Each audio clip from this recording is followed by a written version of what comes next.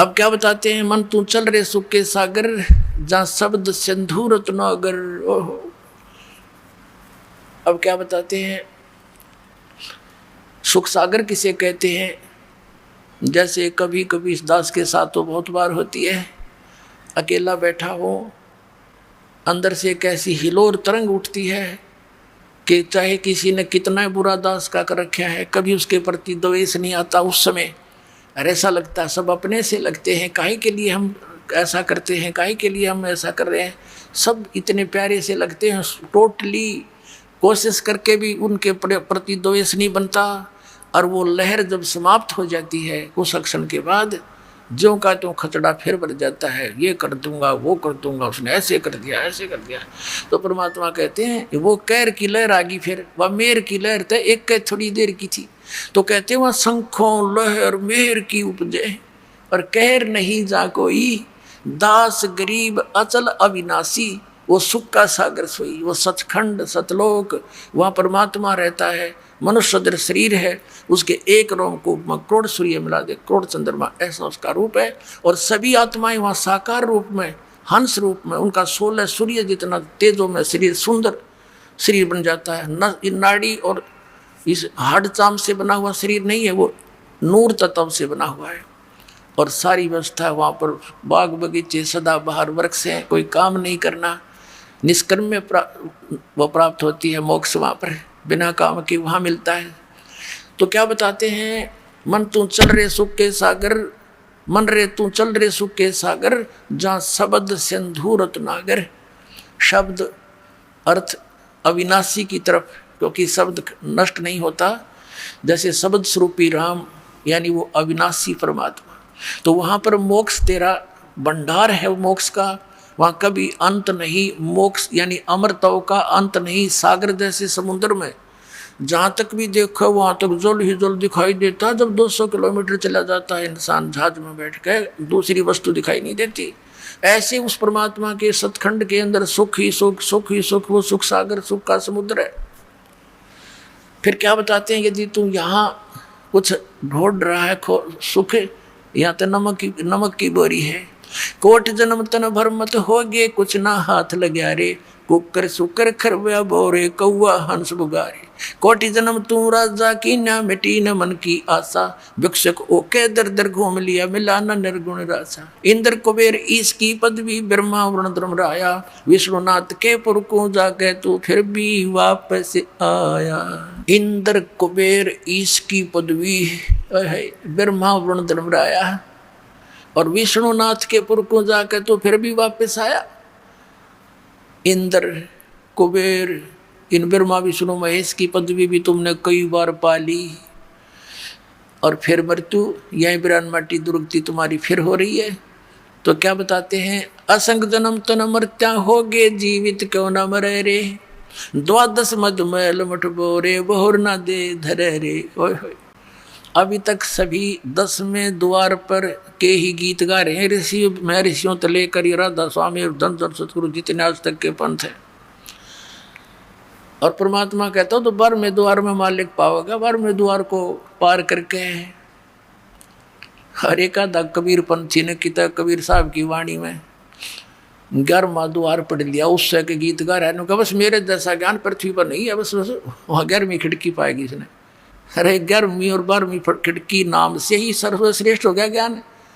ज्ञान के लिए तो बहुत कुछ विस्तार का पता चलेगा, क्या क्या ज्ञान संत को होना चाहिए, कौन से मंत्र हैं जाप के।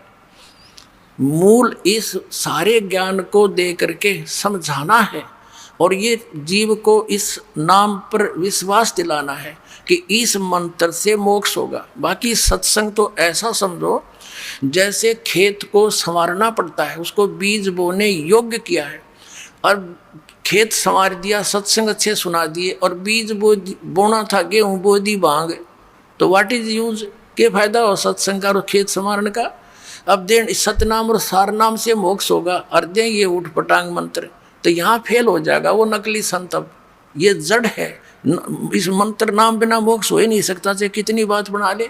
और अधिकारी से प्राप्त हो, अनधिकारी से काम करें। एक छोटा सा ड्राइविंग लाइसेंस बनवाते हैं, चालक प्रमाण पत्र, अगर वो डुप्लीकेट है तो उसमें ब्रह्म माटी हो जाए, वो ही नहीं चलेगा आगे तो। और ये जाना सचखंड, ये 12 मद मैल मठ बोरे कबीर सागर में लिखा कि बर्मा द्वार पार करके परमात्मा मैं बैठा हूँ भाई वहां पर।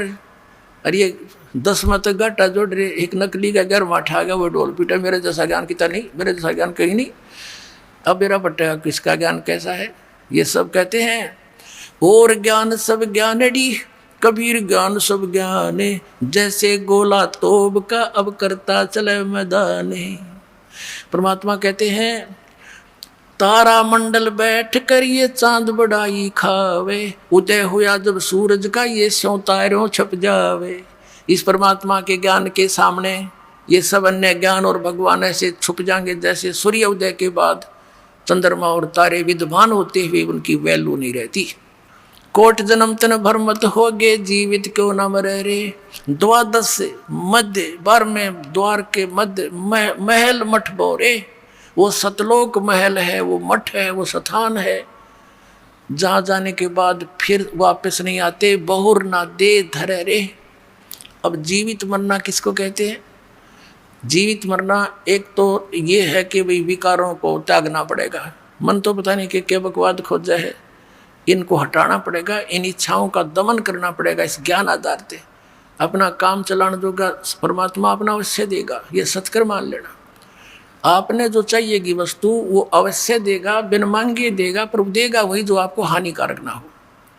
फिर क्या बताया? दूसरा मरना ये है कि जैसे एक व्यक्ति नाइट सर्विस में जा रहा था और सुबह वापस आना था, घना जरूरी काम था और दुर्घटना होगी, वहीं मर गया। अब वो रात ने भी नहीं पड़ा था, इतना कंपलसरी काम मान रखा था, वो काम भी गया और आप भी गया। तो जब आप सत्संग की तरफ चलो तो ये सोच लो कि मान लिया आज मेरी मृत्यु हो जाए, क्योंकि मन तो पता नहीं कितने टांग अड़ाया करे, ये बिगड़ जाएगा, नूर रह जाएगा। बिगड़े तो इस बिना गा उस बिना तो फिर मालिक फिर संवार देगा, जब थोड़ा बहुत बिगड़ भी गया था। वैसे तो परमात्मा की तरफ दो चाल्या है ना हृदय से, उनके काम बिगड़े नहीं बने बनाए पाया करे, ये सत्कर मान लेना। अब मान लीजिए नो सोच ले भाई मृत्यु हो जा, जब तक यह मौत याद नहीं रहेगी ना आपके, आप भगवान के सफर पर चल नहीं सकोगे, यह याद रखनी पड़ेगी। तो नो सोच लो सत्संग में जाना है, इस बिना काम चले को नहीं। और तो नो सोच ले कि भाई मृत्यु होगी तो परमानेंट टिकट कटेगी, फिर यू काम भी यहीं रह जाएगा और यू सारी कोठी भी रहेगी। अब नो सोच कर चल पड़ो भाई 3 दिन 4 दिन 2 दिन जैसा आपकी इच्छा हो, कि नो सोच लो हम मर गए, हम खत्म हो गए और 40 सत्संग।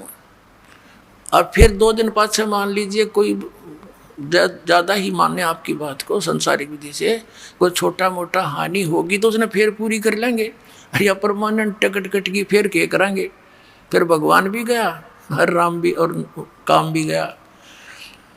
कहते राम नाम कड़वा लगे ये मीठे लगे दामे, दुविधा में दोनों गए भाई माया मिली ना राम। एक व्यक्ति को पंजाब के अंदर दास के गुरुदेव का एक आश्रम है तलवंडी भाई में, तो गुरुदेव सतगुरुदेव के सतलोक गमन के उपरांत दास वहाँ सत्संग करने जाता था संडे को, सेकंड संडे को, द्वितीय रविवार को। तो वहाँ कोई मेरे गुरुदेव के शिष्यों का कोई रिश्तेदार आ रहा था, कोई बुढ़िया मर गई थी, उसका शोक व्यक्त करने शुक्र को आया था, शनिवार को जा रहा था। उन्होंने कहा आप आज डट जाओ सत्संग सुनना, और कल सत्संग सुन के 8 से 10 सत्संग होगा, 9 से 10 10 11 फिर चले जाना। वो कहने लगा मैंने बहुत ज़रूरी काम है और कल संडे है, मेरा एक पार्टी से एग्रीमेंट होना है जिसमें मुझे 5 लाख का लाभ होगा उस कंट्रैक्ट में। उन्होंने काफ़ी कहा कि कोई बात नहीं, कल आवेंगे वो 2 बजे, तू क्या आवेंगे 2 बजे, फ़ोन कर देंगे धीरे धीरे, और चले जाइए 11 बजे सत्संग समाप्त हो जाता है, 3 घंटा रास्ता है 4 का। वो बोला तुम्हें क्या मालूम, मुझे बहुत हानि हो जाएगी। वो मान्या नहीं, 4 बजे से शनिवार को चल पड़ा। अम्बाला के पास आकर जीटी रोड पर एक ट्रक खड़ा था भरा हुआ बजरी का, उसके व्हील निकाल रखे थे, बैक सारे पिछले व्हील और जैक ला रखा था। उसने 2-5 लाख दिखाई दे थे, नो पंजा कितना टके था गाड़ी का, हैं उन्हों करूँगा व्यवस्था करूँगा पार्टी की। वो सीधा ठोक दिया ट्रक के अंदर। 4 सदस्य थे घर के, चारों गाड़ी में, और ट्रक के झटके से वो जैक निकल गया। झटके मर लिए होंगे चलता वो, फिर पूरा ट्रक लोडी ट्रक उसको उनका ऊपर गिर गया, चारों मर गए। अब चाट ले उस 5 लाख के एग्रीमेंट ने। परमात्मा कहते हैं राम नाम कड़ुआ लग गए, मीठे लग गए दाम, और दुई दाम दोनों गए, माया मिली ने राम। तो यहाँ परमात्मा कहते हैं असंग जन्म तना मरत्या हो गए, जीवित क्यों नाम रह रे, ये 12 मद महल मठ बोरे, बोर ना दे धरे रे। दोजक भिस्त सबीते देखे, राजपाट के रसिया, और 3 लोग से तरपत नाही, यो मन भोगी खसिया। ये मन की इतनी गंदी आदत है। यदि कोई एक सरपंच बन जाता है, नो सोचा चेयरमैन बनो, चेयरमैन बन जाता है तो नो सोचे एमएलए की बात बने, एमएलए बन जाता है तो नो सोचे मंत्री बनूं तो बात बने ना, तो क्या फायदा एमएलए में। मंत्री बन जाए नो सोचे मुख्यमंत्री बनो जब चौधर पाक है। अब मुख्यमंत्री बन के न सोचे प्रधानमंत्री बनूं जब जय जयकार हो। इतने टिकट कट ले गधा संतरी बना पाओ, फिर किधर क्या कुत्ता संतरी बड़ा शहर पर टेक रहे। अब परमात्मा ने बताया कि जो काम करने का था उसके आसपास भी कोई ना। कहते हैं दोजक भिष्ट सभी ते देखे, राजपाट के रसिया, और 3 लोग से तरपत नाही, ये मन भोगी खसिया। फिर यहाँ निष्कर्ष देते हैं लास्ट की 4 पंक्तियों में कि सतगुरु मिले तो इच्छा मिटे, यानी कोई परम संत मिलेगा तो ये काल की ये काट देगा परों को, ये बकवाद कर रहा है। सतगुरु मिले तो इच्छा मिटे, पद मिल पदे समाना, और चल हंसा उस लोक पठाऊं, जो आदि अमर अस्थाना। कहते सतगुरु मिले तो इच्छा मिटे, पद मिल पदे समाना। गीता जी अध्याय नंबर 15 के श्लोक नंबर 4 में कहा कि तत्वदर्शी संत की प्राप्ति के पश्चात परमेश्वर के उस परम पद की खोज करनी चाहिए, जहाँ जाने के बाद साधक फिर लौटकर कभी संसार में नहीं आते। तो ये जो संतों की अमर वाणी है, ये वो सूक्ष्म वेद है, और इसका समझना बालकों का काम नहीं था। ये दास पर बेर करी परम पिता परमेश्वर कबीर साहब ने, परमेश्वर ने, तभी इनके गूढ़ रहस्यों का ज्ञान दास के हृदय में भरा। यहाँ पद मिल पदे समाना 2 पद हैं। इन दोनों के यहाँ अर्थ कैसे हैं? पद का अर्थ है पद्धति, वे ऑफ वर्शिप, पूजा की पद्धति सही मिले, और फिर वो पद समाना, फिर वो पद मिले अमर पद, जहाँ जाने के बाद फिर लौट कर नहीं आते। यानी सही पद्धति मिले भक्ति की विधि, और फिर वो परम पद पावे। कहते हैं सतगुरु मिले तो इच्छा मिटे, पद मिल पदे समाना, और चल हंसा उस लोक पठाऊं, जो आदि अमर अस्थाना। अब वहाँ क्या सुख है?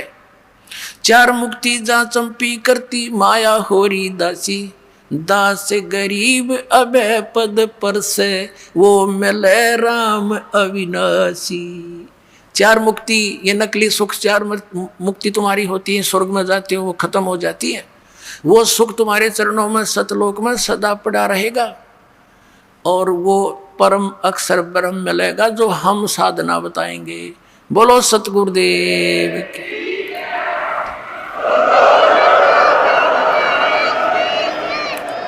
वह बूरा की बोरी मिल लगी आपको फिर वहां सतलोक में। बोलो सतगुरुदेव। परम पिता परमात्मा पूर्ण ब्रह्म सर्वश्रेष्ठी रचनहार कबीर देव जी, कबीर परमेश्वर जी की असीम कृपा से आप पुण्यात्माओं को ये सत्संग सुनने का सुअवसर प्राप्त हुआ।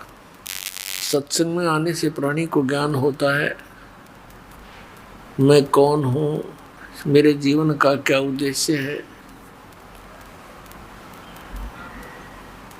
सत्संग में आने से ज्ञान होता है, मानुष जन्म पाय कर नहीं रटे हरि नाम, जैसे कुआ जल बिना बनवाया क्या काम। राम नाम रटते रहो, राम नाम रटते रहो, जब तक घट में प्राण, कबहू तो दीन दयाल के है भनक पड़ेगी कान। राम रटत कोड़ी भलो, चू चू पड़े जो चाम, ये सुंदर दे किस काम की, जा मुख नाही नाम। राम रटत दारिद्र भलो, टूटी घर की छान, वो कंचन महल किस काम के, जा भक्ति नहीं भगवान। राम रटत कन्या बलि, साकेट बलो न पूत, छेरी के गल में गलथना, जिसमें दूध न मूत। राम रटत दारिद्र भलो, टूटी घर की छान, वो सुंदर महल किस काम के, जहाँ भक्ति नहीं भगवान। सत्संग में आने से पता चलता है कि यदि इस मनुष्य जीवन का कोई उद्देश्य है मूल, तो परमात्मा पाना, परमात्मा की भक्ति करना। और जिन दुखों को हम प्रतिदिन यहाँ देखते हैं पशु पक्षियों के साथ, कैसी इनकी हालत है, और फिर मनुष्य जीवन में हम कितने सुखी हैं।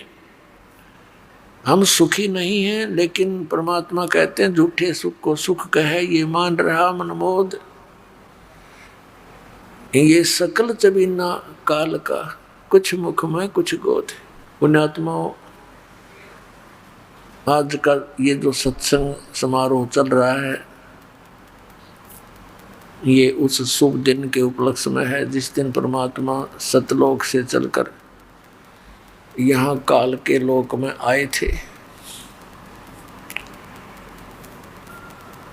और काशी के अंदर, बनारस के अंदर एक लहर तारा नामक तालाब के ऊपर, तालाब के अंदर कमल के फूल पर वो परमात्मा शिशु रूप धारण करके विराजमान हुए थे।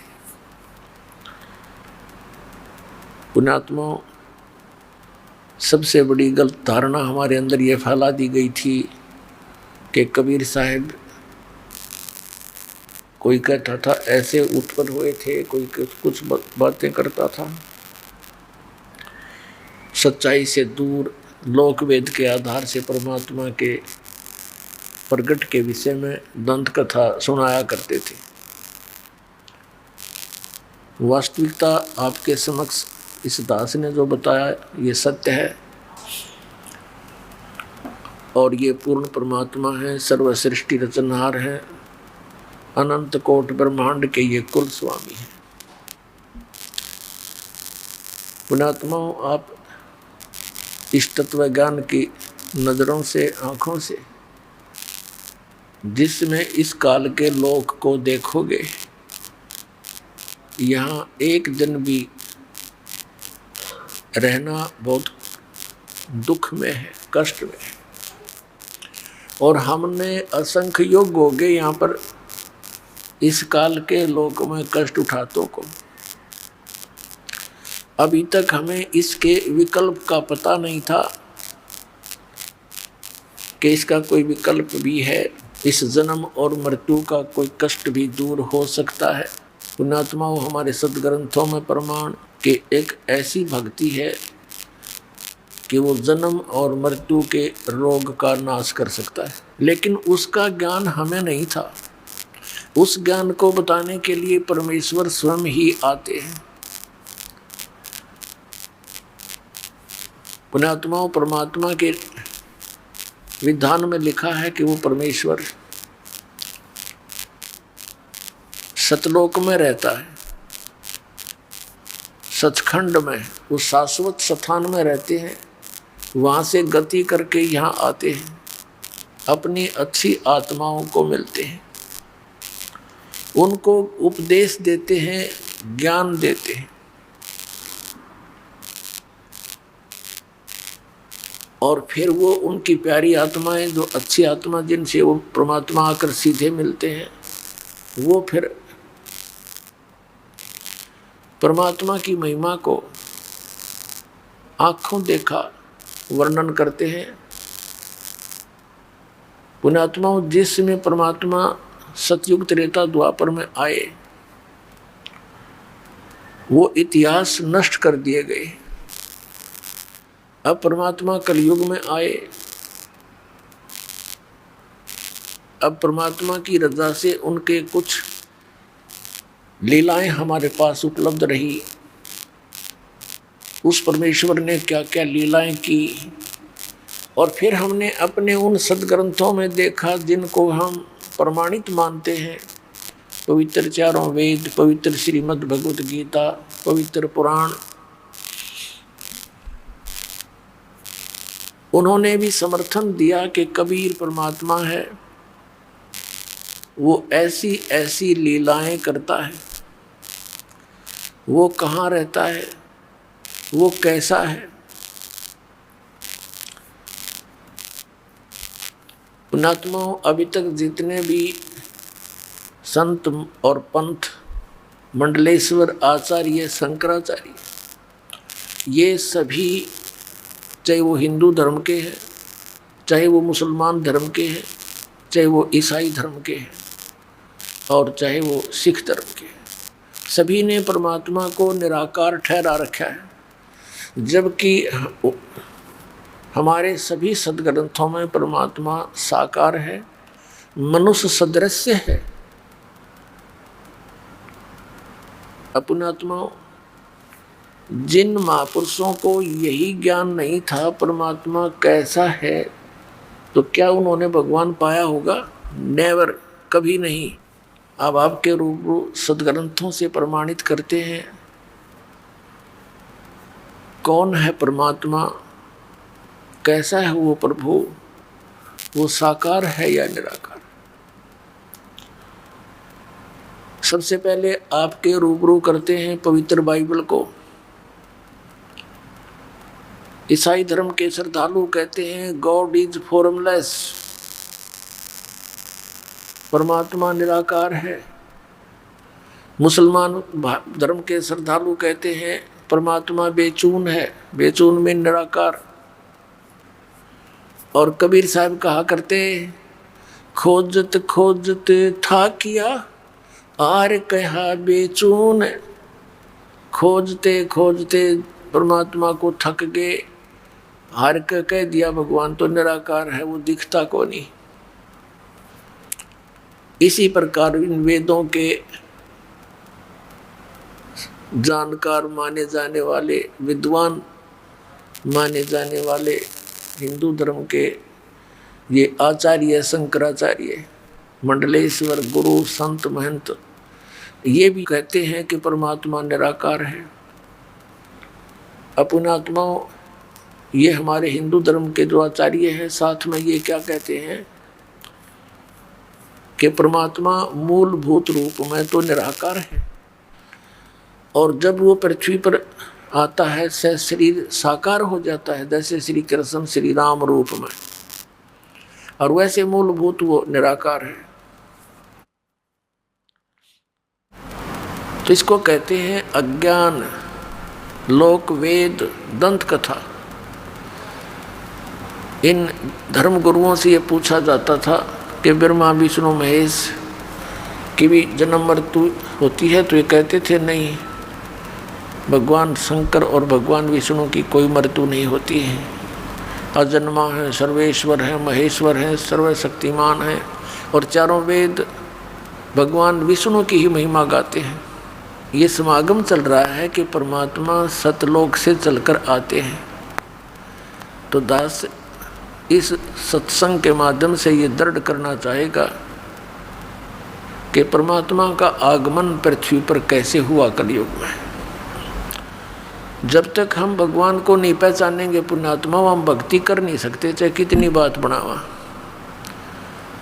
और जब हमारे हृदय में ये दृढ़ हो जाएगा कि ये है भगवान, और फिर दास वो समाधान बताएगा जिससे जिन महापुरुषों का मोक्ष हुआ और जिनको आप मानते हैं कि ये महात्मा, ये महान आत्मा पार हो गए, उन्होंने कौन सी साधनाएं की थी, कौन से मंत्र जाप किए थे, फिर तो बात खत्म होगी। और वही हमारे सदग्रंथ बता रहे हैं कि इन मंत्रों का जाप करना चाहिए, नथिंग एल्स, और कुछ नहीं। और जिन महापुरुषों ने परमात्मा पाया उन्होंने वही नाम जाप किए। और कौन है परमात्मा, कहाँ प्रमाण है उसका, कैसा है वो भगवान, बस फिर तो सब कुछ शंका खत्म होगी, केवल फिर परमात्मा की भक्ति शेष रहेगी। फिर तो उठते बैठते चलते फिरते जैसे बस में जा रहे हैं, 2-3 घंटे का सफ़र है, ट्रेन में जाते हैं 24-24 घंटे 48-48 घंटे सफ़र करते हैं भक्त यहाँ आने और जाने वाले। इस नाम का जाप चलते फिरते बस में, ट्रेन में, अपनी गाड़ी में, खेतों में मजदूरी करते समय, आते जाते, जितना भी समय मिले मालिक ने याद रखे, अपना काम भी करे, राम भी बजे, एक पंथ दो काज। जैसे इस दास को जब ये ज्ञान हुआ, ये मंत्र मिला, जैसे कभी बस में जाना होता चंडीगढ़ साइड में, रोहतक से लेकर चंडीगढ़ के 4 घंटे कम से कम लगते, बैठ कर बस की सीट पे और अपना टेक कर उस अगले वाले डंडे से पश्चर और मंत्र करता जाता, ना दूसरे तो बात करनी। पहले तो जब तक नाम नहीं लिया था, गप्पे मारने की इच्छा होती थी, पूछते साथी से कहाँ से आए हो, कहाँ जा रहे हो, क्या करते हो, ये सब बात खत्म हो गई। क्यों व्यर्थ समय व्यर्थ किया, और वहाँ तक सुमन करते जाते, क्योंकि ना उसमें तो कोई और काम भी ना कर सकता आदमी, ना कोई ऐसा और बाधा बन सकती, तो सफ़र भी बढ़िया हुआ है। परमात्मा रक्षक रहे, अपनी भी रक्षा करे सफ़र में, और भी साथी यात्रियों की उस पुण्यात्मा के कारण बहुत सी दुर्घटनाओं से बचाव बने। तो भगवान की भक्ति ऐसी करनी है, ये हठ योग करना, ये किसी भी सदग्रंथ में प्रमाणित नहीं है, और न किसी ही महापुरुष की जीवनी में ये कान बंद करके हट करके ये करना है, ये कहीं नहीं है, ये तो मनमाना आचरण है। अब आपको फिर से थोड़ा सा याद दिलाएंगे, क्योंकि पुण्यात्माओं ये सत्संग जो है ये एक सामूहिक शिक्षा सेंटर समझो, सामूहिक शिक्षा केंद्र। तो पुण्यात्माओं, परमात्मा की जानकारी आपको जब पूर्ण रूप से हो जाएगी, फिर तो आप चलते फिरते बैठते उठते परमात्मा की भक्ति किया करोगे। पुण्यात्माओं, परमेश्वर ने आके हमें ये ज्ञान दिया, अद्भुत ज्ञान दिया, और क्या बताया कि तुम मनुष्य जीवन पाकर के परमात्मा की भक्ति नहीं करते हो, तो आपका जीवन ऐसा है जैसे मनुष्य जीवन पाकर जो नहीं रटे हरि नाम, और जैसे कुआ जल बिना फिर बनवाया क्या काम। उसके लिए क्या बताते हैं परमात्मा, भाई और बात तेरे काम न आवे, संतों शरण लाग रे, के सोवे गफलत में बंदे, जाग जाग नर जाग रे, जाग जाग नर जाग रे। और बात तेरे काम न आवे, संतों शरण लाग रे, के सोवे गफलत में बंदे, जाग नर जाग रे, जाग जाग नर जाग रे।